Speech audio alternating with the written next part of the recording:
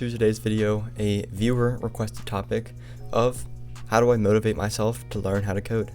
This is a problem that we all face to some degree, is lacking motivation to get something done that we see as valuable or at least worth the effort, time, and energy. However, sometimes there's something that we cannot force ourselves to do, and we have to uncover why, especially if it's something that we have to do. So we're going to start at a high level and slowly dwindle our way down into the core root of the problem, along with some actionable steps. So let's get into it. We all know that we can brute force through just about anything. We've all heard the idea of simply taking action. Whether you're waking up at 4 in the morning to go work out, you simply have to get out of bed and start moving. And eventually things will become easier and easier with each step taken. But do we always have to rely upon brute force, especially when there's no clear end in sight? Whereas with working out at 4 in the morning, we simply have to know that by 5 or 6 in the morning, we'll be done and we'll be rocking and rolling with the rest of our day. But programming is ever changing. So how do we shift that mindset away from having to rely upon strictly brute forcing our way through whatever the task is, and instead hop from force to now a flow, where the challenge of programming is meeting the skill that we have within, and we are overcoming any self-doubt, indecision, or fear, and we are allowing ourselves to learn about the process in a joyful, lighthearted manner. My approach to doing this is to take some time away. If you're programming, get away from the computer. Go out into nature. Get away from anything and everything that's holding you down or tying you to technology in general. And what I like to do is 4 steps. Number 1, recharge. Number 2, recalibrate. Number 3, refocus. And number 4, realign. So number 1, we are charging ourselves up with energy. If my output is on the computer, then I'm not going to be reclaiming my energy on the computer. Just as the batteries in this remote are not charged in the remote, they have to be put somewhere else. And so for me, that's nature, and for you, it's whatever it is that you want it to be.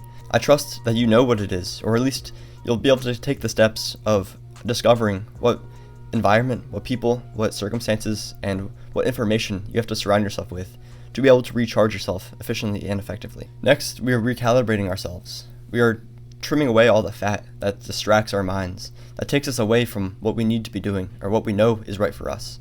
For you, it could be anything like playing video games, browsing Reddit. We are clearing away the fog on the window shield so we can see more clearly what the path forward needs to be.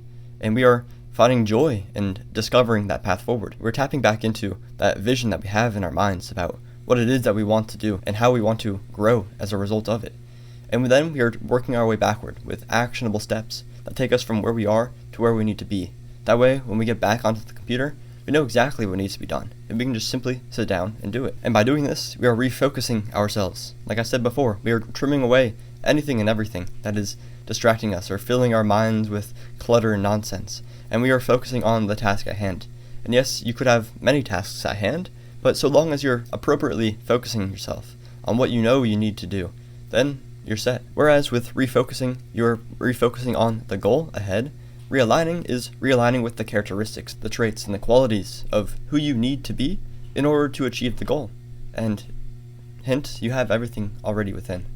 Just bring it up to the surface. And you're doing so by initially recharging, going out into nature, allowing everything to come up to the surface. You're talking your way through things. You're letting your mind wander and explore different possibilities. And you are observing this intelligent infinity connecting through you and presenting itself through mind and speech. Let us dwell in the idea that we can do anything we want in this life. Thus, we must do what we love. Why not? And if programming is something that you love, then you probably would not be asking this question. Let's identify our passions by recognizing where we have to force ourselves to do certain things. And ultimately, we may feel worse in the end. Whereas with flow, we have a challenge and we are matching it with the skill that we have, and we are confidently growing as a result of it. There's a key difference, and the only way to know is the friction that you have in your mind. So let's conclude with 4 practical steps.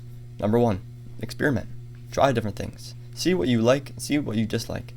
Try studying in the morning, studying at night, or programming throughout the day. Whatever you have to do, just make sure that you're recharging and then taking action in ways that are optimal for you. Number 2 is trial and error. Again, with experimentation, some things are going to work, some things are not going to work. You have to be able to quickly recognize what's not working, cut it, and try it with something new. Number 3, let's always focus on the idea that little progress each day is way, way better than no progress. It's better to complete tasks in chunks each day, as opposed to letting everything mount up and then you're completing everything all at once. And it's just, would you rather tackle a few hills each day or go climb Mount Everest and then take another break in the season? It's up to you. Like I said, with little progress each day, this little progress doesn't always have to be forcing ourselves to be typing and actually coding ourselves. It could be learning the theoretical side, listening to a podcast that encourages us to explore different avenues of programming itself. With anything in life, there's always the practical and there's always the theoretical. We can jump from one to the other whenever our motivation and our inspiration is dwindling in one. For me, I like to focus on the practical, and then in my off time, I like to listen and recharge myself by listening to the theoretical. Try to seek a balance between both and see what happens. I hope you found some benefit in this message, and I'll re-summarize everything by saying, simply go out into nature, away from distractions. What you know needs to be done will make itself abundantly clear, to the point where you'll want to take action immediately, on the spot. And if that is the case, then that motivation, that inspiration is not going to dwindle. You can always use different tactics like jumping from the practical to the theoretical, but ultimately you're going to have to experiment. You're going to have to do trial and error, and you're going to do whatever you can to make a little progress each and every day, because that builds up over time. So long as you're continuously tapping back out, going out into nature, allowing yourself to recharge, recalibrate, refocus, and realign, then you're coming back into it. Be able to code on the program, then you're coming back in with a recharged level of energy that you can put towards coding, you can put towards browsing on Reddit, you can put towards playing video games, or even studying for the MCAT.